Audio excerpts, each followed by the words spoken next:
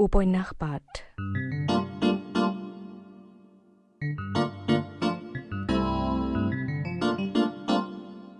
এই অনুষ্ঠানত প্ৰচাৰ হৈ আছে ডক্টৰ অনুজ বৰুৱা ৰচিত উপন্যাস মহা অৰণ্যৰ ধাৰাবাহিক পাঠ।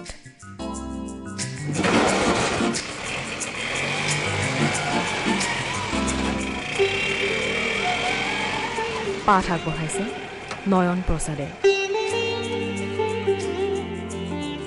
উপন্যাস পাঠ অনুষ্ঠানটিৰ প্ৰযোজনা অৱনী বৰাৰ। মহা অৰণ্য।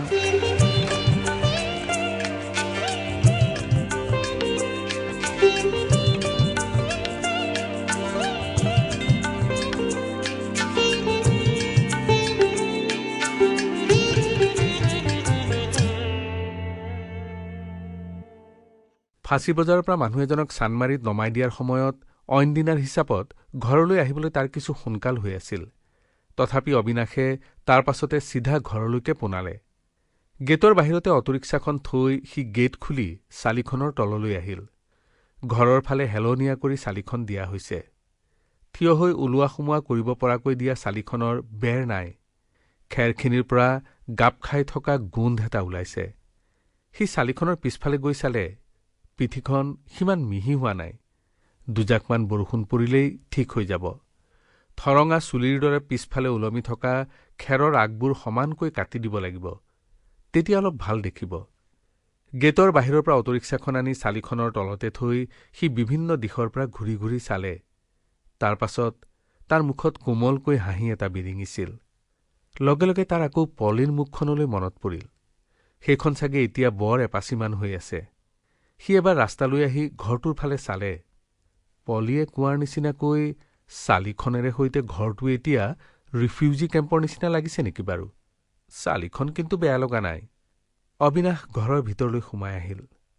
নিজৰ কোঠাত কাপোৰ সলাই থাকোঁতে সি পলীৰ সাম্ভাৱ্য মন্তব্য এতিয়া কি হ'ব পাৰে অনুমান কৰিবলৈ চেষ্টা কৰিলে। তাইৰ গাত দোষ নাই। তাই কলেজত পঢ়া ছোৱালী। ঘৰটো দেখিবলৈ বেয়া হলে তাই লাজ পোৱাটো স্বাভাৱিক। আনহাতে তাই বাসৱীৰ নিচিনাকৈ কিছুমান কথাক সহজভাৱে ল'বলৈ শিকা নাই এতিয়াও। শিকিব লাহে লাহে।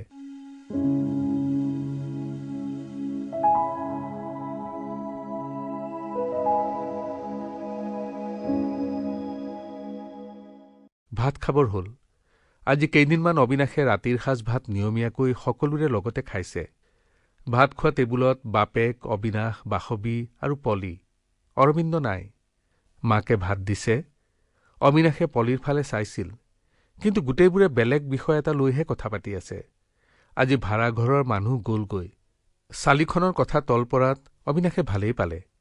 ভাই ককাই এহাল আৰু ডাঙৰজনৰ পৰিবাৰ, এই তিনিটা প্ৰাণীৰ পৰিয়ালটো আজি ২ বছৰমানৰ পৰাই সিহঁতৰ ভাড়াঘৰত আছিল। ভাড়াঘৰৰ মানুহৰ লগত অবিনাশৰ প্ৰথমৰে পৰাই বিশেষ যোগাযোগ নাছিল। কিছু দূৰতে দেখিলে হাঁহি এটা মৰা আৰু ওচৰত মুখামুখি হলে মাতষাৰ লগোৱা, তাৰ লগত সম্বন্ধ সিমানেই আছিল। তাৰ বাদে ঘৰ ভাড়াৰ কথা, কিবা অভিযোগ আদিৰ কথা কোনোদিন অবিনাশৰ ওচৰ নাপায়হি। এই পৰিয়ালটোৰ বিষয়ে সি জনা কথাখিনি হ'ল ২ ককাই ভাইৰ ডাঙৰজনে PWDত চাকৰি কৰে, সৰুজন ৰিজাৰ্ভ বেংকৰ কিবা অফিচাৰ আৰু ঘৈণীয়েকজনীয়ে দিনটো ঘৰতে সোমাই কিবা কিবি কৰি থাকে। সৰু ভায়েকৰ বিষয়ে ওপৰঞ্চিভাৱে জনা কথাটো আছিল চৌখিন ধৰণৰ ল'ৰাটোৱে প্ৰথমে আহিয়েই পলীৰ সৈতে কিছু কথা পাতিবলৈ চেষ্টা কৰিছিল। কিন্তু ল'ৰাটোৰ পদ্ধতিবোৰ সম্পূৰ্ণ চোৰৰ দৰে আছিল আৰু অবিনাশৰ বাপেকে এদিন ড্ৰয়িং ৰুমত পলীৰে সৈতে ল'ৰাটোক কথা পাতি থকা পাই পলীক ভিতৰলৈ কিবা কামত পঠিয়াই দি তাৰ লগত আধা ঘণ্টামান সাধাৰণভাৱে কথা পতাৰ পিছদিনাৰ পৰাই ল'ৰাটোৱে অবিনাশহঁতৰ পৰিয়ালৰ কোনো ব্যক্তিৰ লগতে পৰাপক্ষত কথা পতা নাই।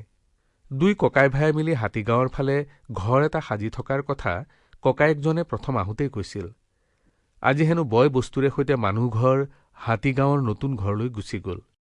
খোৱা আৰম্ভ কৰাৰ আগতে বাপেকে মাকক কৈ আছিল, কাঠৰ সৰু তক্তা এচটা পাই তাতে টু লেট বুলি লিখি আঁৰি দিছোঁ। আগতে টিনৰ এডোখৰ আছিল নহয়, ক'ত পৰি আছে জানো, বিচাৰিয়েই নেপালোঁ। মাহটো শেষ হোৱাৰ ২ দিনমানৰ আগতে ভাড়া হৈছে, ভালেই হৈছে। যদি এইকেইদিনৰ ভিতৰত কোনোবা আহে, অহা মাহৰ ভাড়াটো মৰা নপৰিব। ঘৰটো আকৌ ভাড়ালৈ দিব নেকি? মাকে পাকঘৰলৈ অহা যোৱা কৰি থকাৰ মাজতে থমকি ৰৈ সুধিছিল, ভাড়ালৈ নিদি কি কৰিবা? খাৰ খাবা নেকি? নহয়, মই ভাবিছিলোঁ এইবাৰৰ পৰা ভাড়ালৈ নিদিলেও হ'ব নেকি? বাকী কোঠাকেইটাৰে আজিকালি অসুবিধাই হয়। পলিকো পঢ়িবলৈ নিজাকৈ কোঠা এটা লাগিছিল। অবিনাশ আৰু অৰবিন্দ ইমান দিনে একেটা কোঠাতে আছে। আমি এতিয়াও সৰু ডাঙৰ মুঠ ৬-৭টা কোঠা ব্যৱহাৰ কৰোঁ। গুৱাহাটীত আমাৰ সমান উপাৰ্জনৰ বৰ কম মানুহেহে ইমানখিনি কোঠা ব্যৱহাৰ কৰে। কিছু টানকৈ কথাটো কৈ বাপেকে কাৰো মুখলৈ নোচোৱাকৈ খোৱা আৰম্ভ কৰিলে। ভাত খোৱা আধামান হয় মানে বাপেকৰ খংটো কমিছিলগৈ। বাওঁহাতে পানীৰ গিলাচটো হাতত লৈ তেওঁ কৈছিল, এৰা, ভাল মানুহ ঘৰ গ'লগৈ। ঘৰ খালী আছে বুলি জানিলে হয়তো এসপ্তাহৰ ভিতৰতে আৰু মানুহ আহি যাব। পিছে কেনেকুৱা মানুহ আহে বা? এই ককাই ভাইহাল ভাল মানুহ আছিল, মানুহজনীও বেয়া নাছিল। আৰু সেই ভায়েকটো বেছ কামৰ ল'ৰা। সি মাজে মাজে আহি থাকিম বুলি কৈছে। এই তহঁতে বাটত পালে তাক মাতি দিবি, বুজিছ? ল'ৰাটো বৰ কামৰ ল'ৰা। অবিনাশে মূৰ তুলি বাপেকৰ ফালে চালে, কিন্তু বাপেকে দেখোন তাৰ ফালে চাই কথাটো কোৱা নাই। কৈছে বাসৱী আৰু পলিৰ ফালে চাই। বাসৱীয়ে নিজৰ কাঁহীখনত ভাত খোৱা হাতৰ আঙুলি এটা পিছলাই থাকি স্বগতোক্তি কৰাৰ দৰে ক'লে, কামৰ ল'ৰা। পলিয়ে মূৰটো অলপো লৰচৰ নকৰাকৈ কাঁহীলৈ চাই থাকি ভাত চোবাবলৈ লাগিল। অবিনাশৰ ভাত খোৱা শেষ হোৱা নাছিল, কিন্তু তাৰ হাতখন ৰৈ গ'ল। বিশেষ খপজপ নকৰাকৈ সি লাহেকৈ হাতখন ধুলে আৰু চকীখন পিছলৈ ঠেলি থিয় হ'ল। বাসৱী, পলি, বাপেক, মাক সকলোৱে তাৰ ফালে চাইছিল। কথাটো সহজ কৰিবৰ কাৰণে যিমান পাৰে সহজভাৱেই সি খোজকেইটা দি কোঠাটোৰ পৰা ওলাই গ'ল। নিজৰ কোঠাত সোমাই অবিনাশে মাজৰ দুৱাৰখন বন্ধ কৰি দিলে। দেউতা আজিকালি কিছু দুৰ্বল হৈ গৈছে নেকি? ঠিক এনেকুৱা কথাটো দেউতাৰ মুখৰ পৰা কোনো দিনে ওলোৱা নাছিল। অবিনাশে দেউতাকক যেন নতুনকৈ আৱিষ্কাৰ কৰিলে আজি। এইটো দেউতাকেই বহুদিন আগতে এই ল'ৰাটোৰ কথা সম্পূৰ্ণ বিপৰীত সুৰত কৈছিল। পলিক সাৱধান কৰি দিছিল এই বুলি, তই এতিয়াও বহুত কথা বুজিবলৈ আৰু চিনি পাবলৈ বাকী আছে। সেইটো ল'ৰাৰ কথা আজি খোৱা টেবুলত তেওঁ সকলোৰে আগত তেনেকৈ ক'লে। কওক বাৰু, তাত যুক্তি থাকিবও পাৰে, কিন্তু কথাটো কোৱা হৈছিল তাৰ মুখলৈ চাই নহয়, বাসৱী আৰু পলিৰ মুখলৈ চাইহে, আৰু তাৰ উপস্থিতিত। অবিনাশে বিচনাখনত বহি থকাৰ পৰা ক'ব নোৱাৰাকৈ থিয় হৈ গ'ল। ঘৰখন আগতকৈ কিছু সস্তীয়া হৈ পৰিছে নেকি বাৰু? বাতাবৰণটো? আৰু দেউতাই বাৰু বৰপুতেকক ইমান গুৰুত্বহীন বুলিয়েই ধৰি লৈছে নেকি? দেউতা দুৰ্বল হৈ গৈছে নে মই প্ৰয়োজনমতে শক্তিশালী হ'ব পৰা নাই? মইতো অন্ততঃ যোৱা কিছুদিনৰ পৰা কথাবোৰ সলনি হ'ল বুলিয়েই ভাবিছিলোঁ। মাজৰ দুৱাৰখনত টোকৰ পৰিল। অবিনাশে কিছু সময় কোঠাটোৰ মাজতে নিঃশব্দে থিয় দি থাকিল। টোকৰ আকৌ পৰিল, এইবাৰ কিছু ডাঙৰকৈ। সি আহি দুৱাৰখন খুলি দিলে। বাসৱীয়ে টুকুৰিয়াইছিল। তাই অৰবিন্দৰ ভাতখিনি লৈ আহিছিল। অৰবিন্দৰ পঢ়া টেবুলৰ কাষৰ সৰু টেবুলখনত ভাতখিনি ঢাকি ঢুকি থৈ বাসৱী অৰবিন্দৰ বিচনাত বহি ল'লে। অবিনাশো নিজৰ বিচনাত বহিলহি। কিবা কাম আছিল? বাসৱীয়ে একো নোকোৱা দেখি অবিনাশেই সুধিলে, দাদা, তোৰ গা মন কিবা ভাল নহয় নেকি? কিয়? ভালেইতো আছো। তই ভাত আধা খোৱাকৈ উঠি আহিলি যে? আধা খোৱা মানে? আন দিনানো কিমান খাওঁ? মোৰ আচলতে এফালে যাব লগা আছে। দেৰি হোৱাৰ কাৰণে খৰধৰ কৰিলোঁ। মই আচলতে চালিখন দিয়া হ'লনে নাই তাকেহে চাবলৈ আহিছিলোঁ। সময় অলপ থকাৰ কাৰণে ভাত খাবলৈ বহিলোঁ। অবিনাশে কথাখিনি ব্যস্তভাৱে কৈছিল। সি আৰু কিবা ক'ব খুজিছিল। দাদা, বাসৱীয়ে লাহে লাহে ক'লে, বহুদিনৰ মূৰত এইকেইটা দিন অন্তত তই ৰাতিৰ ভাত সাজ একেলগে খাবলৈ আৰম্ভ কৰিছিলি। অৰবিন্দ খোৱা টেবুলত একেলগে বহিবলৈ এতিয়াও বাকী। কিন্তু তই যে অন্তত আৰম্ভ কৰিছিলি, মোৰ খুব ভাল লাগিছিল। বাসৱী অলপ ৰ'ল আৰু মাতটো অলপ গধুৰ কৰি ক'লে, দেউতা বুঢ়া হৈ গৈছে। ইমান দিনে স্থিৰভাৱে পোন হৈ থকা দেউতা কিছু দুৰ্বল হৈ আহিছে। কিন্তু দেউতাক খুব বেছিতো দোষ দিব নোৱাৰি। বিয়া দিবলৈ থকা গাভৰু ছোৱালীৰ দেউতাক হিচাপে তেওঁৰ কিছুমান কথা তোৰ মোৰ লগত নিমিলিবও পাৰে। নিজৰ কোঠাটোত সোমাই থাকি কেৱল কিবা কিবি চিন্তা কৰি থকা দেউতাৰ মনটো কিছু সলনি হৈ যোৱাটো একো ডাঙৰ কথা নহয়। তই দেউতাক বেয়া নাপাবি। হয়তো দেউতাৰ মুখৰ পৰা এনেই ওলাই গ'ল। বহুত ভাবি চিন্তি কোৱা কথা নহয় সেইটো। মই দেউতাৰ কাষে কাষে থাকোঁ। সেইকাৰণে তেওঁক মই তোতকৈ বেছি ভালকৈ বুজো। তই ভাত ঘৰত নোখোৱাকৈ নাথাকিবি, অন্তত পৰাপক্ষত। নোৱাৰা পক্ষত কি হয় সেইটো বেলেগ কথা।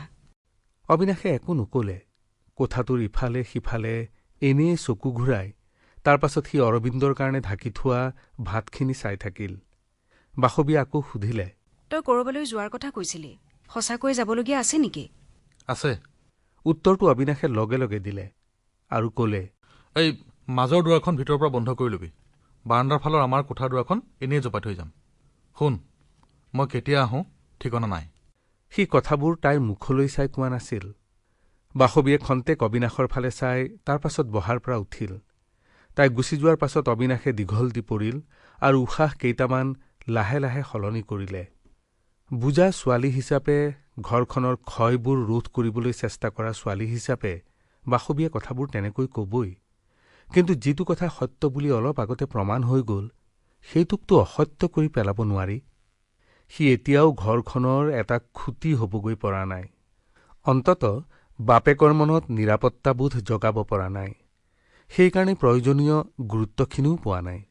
কিবা এটা কৰিব লাগিব, যিটোৱে তাক এদিন সেইখন টেবুলত সকলোৰে সৈতে আনন্দেৰে বহিব পৰা কৰিব। এক আফচোচৰ ভাৱ লৈ ঘৰখনত ওলোৱা সোমোৱা কৰিব নালাগিব। অবিনাশ বিচনাত পৰি থকাৰ পৰা চিপ মাৰি উঠি বহিল। যিটো অৱস্থা পালেহি বুলি ভাবিছিল সেইটো তেনেহলে এতিয়াও বহুত দূৰৈত আছে। সেইখিনিলৈ গৈ পোৱাৰ পাছতহে কথাবোৰ তেনেকৈ ভাবিব পৰা যাব, যেনেকৈ আজি দুদিনমানৰ পৰা সি ভাবিবলৈ লৈছিল।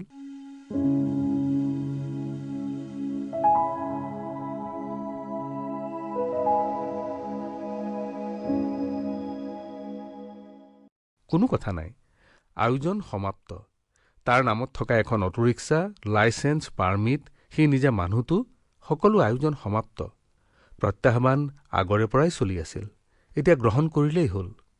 অবিনাশ আলনাডালৰ কাষত থিয় হলগৈ। বাচি বাচি সি তাৰ পৰা ভাল লগা মৰমৰ কাপোৰযোৰ উলিয়াই আনিলে, আনি বিচনাতে থলেহি।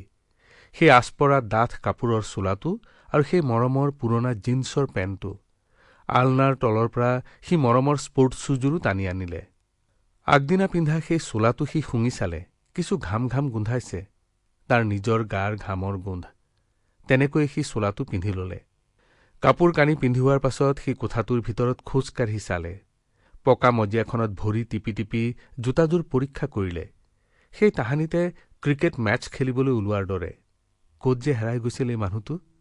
অবিনাশে ঘড়ীটোলৈ চালে, 11 বাজি গ'ল। বাজক, ঘড়ীটোৰ সময় কোৱাটোৱেই কাম। সি দুৱাৰ খুলি ওলাই আহিল। দুৱাৰখন বাহিৰৰ পৰা জপাই থৈ বাৰেণ্ডাতে ৰৈ সি খন্তেক ভাবিলে, কলৈ যাব এই ৰাতিখন। কিন্তু যাত্ৰাটোৰ এটা নতুন ধৰণৰ আৰম্ভণি লাগে। সি এইকেইদিন ভাবি অহাৰ দৰে নহয়। গুৱাহাটী মহাঅৰণ্য অৱশ্যে ৰাতিও নুশুৱে, মাত্ৰ ৰংটোহে সলনি হয়। বৰং কিছুমান প্ৰাণী ৰাতিহে বেছি সক্ৰিয় হৈ উঠে। আছে, অটোৰিক্সাত উঠিবলৈ ৰাতিৰ পৃথিৱীতো বহুত মানুহ আছে। অবিনাশে খেৰৰ চালিৰ তলত শুই থকা অটোৰিক্সাখনক সাৰ পুৱাই দিলে। এই চালিখন সি সাজিবলৈ দিছিল যাতে তাৰ মৰমৰ অটোৰিক্সাখনে সময়মতে জিৰণি ল'ব পাৰে। কিন্তু সেই সময় আহি পৰা নাই এতিয়াও। অটোৰিক্সাখন গেটৰ বাহিৰত থৈ গেটখন বন্ধ কৰোঁতে ঘৰটোৰ ফালে চালে। সোঁফালে বাৰেণ্ডাৰ খুটা এটাত আঁৰি থোৱা সৰু তক্তাৰ টুকুৰাটোত টু লেট বুলি লিখা আছে। অবিনাশৰ অটোৰিক্সা গোঁ গোৱাই ওলাই আহিল ৰাজপথলৈ। নিশা বহুত হল। অলি গলি আৰু মহলবোৰ শুই নপৰিলেও ৰাজপথটো কিছু শুই পৰিছে। কলৈ যাব সি? ঘৰলৈ ঘূৰি যাব নেকি? নাই, পেচেঞ্জাৰ নাপালেও কৰবাত বহিয়েই থাকিবগৈ। সি অটোৰিক্সা ঘূৰাই নললে। কিবা ভাবি সি মেডিকেল কলেজৰ ফালে আগবাঢ়িল।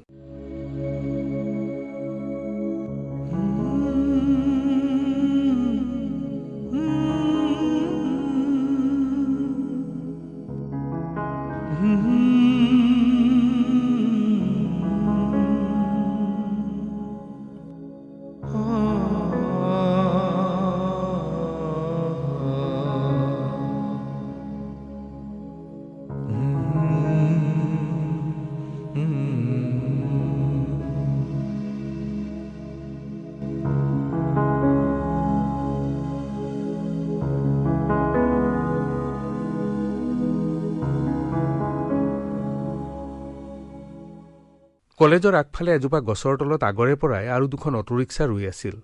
সিও তাৰখন নি সিহঁতৰ কাষত ৰখালেগৈ। অটোৰিক্সাৰ পৰা নামি আহি অবিনাশে এনেই ইফালে সিফালে চালে। বহুদিনৰ মূৰত সি আহিল ইয়ালৈ। ঘূৰি আহি সি আগৰে পৰা বহি থকা ল'ৰা দুজনৰ লগত কথা পাতিলে। সিহঁত হেনো সদায়েই আহে। তাৰে এটাই অবিনাশৰ ওচৰত জুইশলা আছে নেকি সুধিলে চিগাৰেট খাবলৈ। নিশা 1:30 বজাত মেডিকেল কলেজৰ পৰা খৰ খোজেৰে এজন মানুহ ওলাই আহিছিল। বাকী দুজনৰ লগত ভাড়াৰ দৰ নিমিলাৰ পাছত তেওঁ অবিনাশৰ ওচৰলৈ আহিল। তেওঁৰ সম্বন্ধীয় কোনোবা ৰোগীৰ অৱস্থা বেয়া, উজান বজাৰৰ পৰা তৎক্ষণাৎ ৰোগীজনৰ পুতেকক লৈ আহিবগৈ লাগে। অবিনাশে ভাড়াৰ বিষয়ত বৰকৈ কেৰজেৰ নকৰি মানুহজনক বহিবলৈ ক'লে। জনশূন্য পথত 2-এখন গাড়ী আৰু অটোৰিক্সা ঘূৰি ফুৰিছিল। ৰেলৱে ষ্টেচনৰ ফালৰ পৰা কেইবাখনো অটোৰিক্সা ওলাই আহিছিল যাত্ৰী লৈ। কৰবাৰ পৰা ৰেল আহি পালেহি চাগে। টোপনিৰ পৰা খপজপকৈ উঠি অহা ডেকা ল'ৰা এজনক লগত লৈ সেই মানুহজন অবিনাশৰ অটোৰিক্সাত আকৌ মেডিকেল কলেজ পালেহি। তেওঁলোকক নমাই দি অবিনাশে ভাড়াৰ পইচাখিনি হিচাপ কৰি ল'লে। তাৰ পাছত গছজোপাৰ তলতে অটোৰিক্সাখন থৈ পিছফালৰ ছিটটোত মনে মনে বহি থাকিল। লাহে লাহে তাৰ টোপনিৰ ভাৱ আহিছিল। সি আৰামকৈ বহি চকু দুটা মুদি দিলে। ৰাতি 4 বজাত কোনোবাই অবিনাশক বাউসীত ধৰি জোকাৰি টোপনিৰ পৰা তুলি দিলে। চকু দুটা মোহাৰি সি সোতমোজ কাপোৰ পিন্ধা যিজন মানুহক দেখা পালে তেওঁ ক'লে যে অবিনাশে এটা সহায় কৰি দিব লাগে। যোৱা নিশা পৰ দি থাকোঁতে তেওঁৰ পেহাক ঢুকাল। ডেড বডিটো নিবলৈ গাড়ী এখন বিচাৰি তেওঁৰ লগৰ দুজন কেতিয়াবাই গৈ ঘূৰি অহা নাই। এতিয়া সেইটো বামুণী মৈদামত থকা মৃতকৰ ঘৰলৈ নিব লাগে। অবিনাশে সহায়টো কৰি দিলে উপকাৰ হ'ব। বাকী অটোৰিক্সা এখনেও ডেড বডি নিবলৈ মান্তি নহয়। মানুহজনৰ মুখলৈ নিৰ্বিকাৰভাৱে চাই থাকি অবিনাশে কথাখিনি শুনিলে। মানুহজনে পেহাকৰ মৃত্যুত কান্দি থকা নাছিল।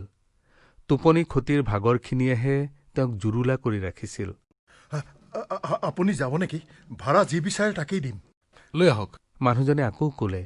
আপুনি 2 মিনিট ৰওক, মই ৱাৰ্ড বয় আৰু ছুইপাৰজনক কওঁগৈ। মানুহজন খৰ খোজেৰে মেডিকেলৰ ফালে আগবাঢ়িল। জমাদাৰ ৱাৰ্ড বয় আদিৰ সহায়ত ডেড বডিটো অটোৰিক্সাত তুলি তেওঁলোকক বক্সিচ হিচাপে কেইটকামান গুজি দি মানুহজনো বহি লোৱাৰ পাছত ইঞ্জিনটো গুৰগুৰাই উঠিল। লগে লগে অবিনাশে অস্ফুটভাৱে ভোৰ ভৰাই উঠিল। সুধিছে যাব নেকি? মৰা মানুহ কঢ়িয়াই যদি জীয়া মানুহ বাচি থাকিব পাৰে তেনেহ'লে আপত্তি কিহৰ? সুধিছে আকৌ যাব নেকি?